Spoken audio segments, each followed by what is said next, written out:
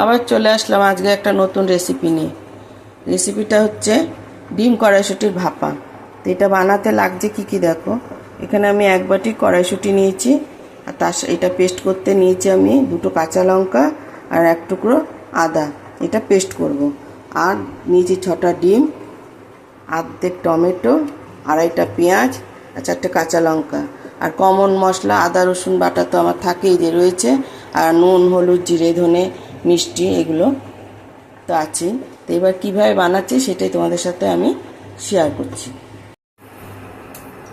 কড়াইশুঁটি paste করে নিয়েছি, এর মধ্যে ডিম ভেঙে দিয়েছি আর নুন হলুদ দিয়েছি, দিয়ে এটা ভালো করে ফেটিয়ে নেব। আর এইদিকে ফ্রাই প্যানে আমি তেল চাপিয়ে দিয়েছি। এই যে ফ্রাই প্যানে তেল চাপিয়ে দিয়েছি।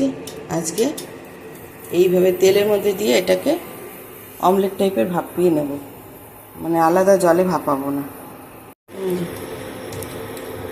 পুরো গোলাটা দিয়ে দিয়েছি। এবার এটা আস্তে আস্তে জমলে উল্টিয়ে দেবো, দিয়ে পিস পিস করে কেটে এবার ডালনা বানাবো। এই যে হয়ে গেছে রেডি। এবার এগুলোকে এরকম পিস পিস করে কেটে নিয়েছি, কেটে রেখেছি। এবার তেলের মধ্যে দিয়ে দিয়েছি পেঁয়াজ কাঁচা লঙ্কা, আর আলুটা যেহেতু একটু বড়ো বড়ো করেছি তাই আলুটাকে একটু হালকা সিদ্ধ করে নিচ্ছি। আর ফোড়নে দিয়েছি তেজপাতা আর কাঁচা লঙ্কা দিয়ে এটাকে একটু আলুটা ভেজে নিয়েছি। এবার এর মধ্যে দিয়ে দেবো বাটা মশলা। বাটা মশলা এখানে রেখেছি পেঁয়াজ টমেটো কাঁচা লঙ্কা আর আদা রসুন, এটা এখন এর মধ্যে দেবো। দিয়ে আর কমন যে মশলা জিরে গুঁড়ো ধনের গুঁড়ো এসব দিয়ে এই ডালনাটা এখন কষাবো। আমার কড়াইশুঁটি ডিমের ধোকা ডালনা যা বলো তাই। দেখো আমি কিন্তু কোনো লাল লঙ্কা ইউজ করিনি, লঙ্কার গুঁড়ো বা শুকনো লঙ্কা বাটা কিছু ইউজ করিনি, তাও দেখো কালার দেখো, ঠিক আছে। একটু ঝোল রেখেছি কারণ নাহলে এগুলো টেনে নেবে, কিছুক্ষণ পর যখন খাবো তখন এত ঝোল থাকবে না। তো এবার আমি এইভাবে নামিয়ে নিচ্ছি।